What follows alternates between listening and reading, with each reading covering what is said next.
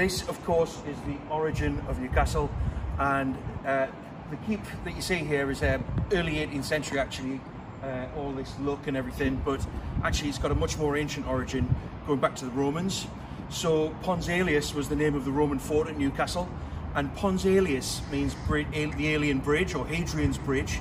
And there's only one other place in the world, in the empire, that had a Hadrian's bridge, and that was in Rome itself. It's the bridge that goes over to the Vatican and the San Angelo Castle, which was Hadrian's mausoleum in Rome. So we've got a second one here, and the reason it was built here is because the topography and the geography of this place is perfect. You know, you've got like this promontory that's very high up above the river, and I assume that they put the fort here so that they could watch the work of the wall and protect the work of the bridge and protect the bridge as it was being built, because it was a big, tremendous effort to build that bridge. So Hadrian came here before the wall was even built. The wall was built in 122 AD. Let's say the bridge was started a couple of years before that. So the bridge across, why did they build the bridge here? Well, like I said, the geography is special here, but also there was an ancient road called Cades Road that ran down to Chesley Street and then even to York, and York was the old Roman capital of the north of Britain. So this is the perfect place. So this Roman fort here that was here actually precedes the wall.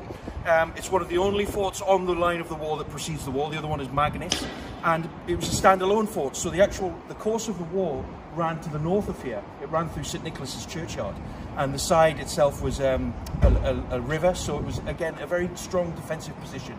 So this Hadrian's fort, or the alien fort, was here. Really old, and then, you know, through medieval times you had, like, well, this was according to Simon of Durham, Simon of Durham was a great monk who wrote all these histories of the area, and Simon of Durham said that this place was called Monkchester.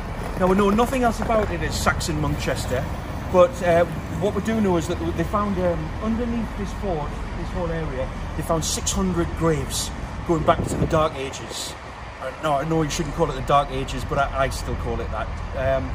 So the Saxon graves were here, 600 of them. We don't know where the church was, and we know the church was here, but we don't know where the monastery of Monkchester was, and we don't know where the village was. It could be anywhere.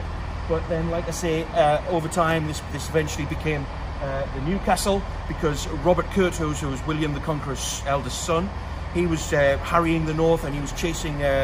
He was fighting the Scottish King Malcolm III, Malcolm Canmore, up here, so he needed to use that bridge, he needed to protect that bridge, and he needed to build a new castle here.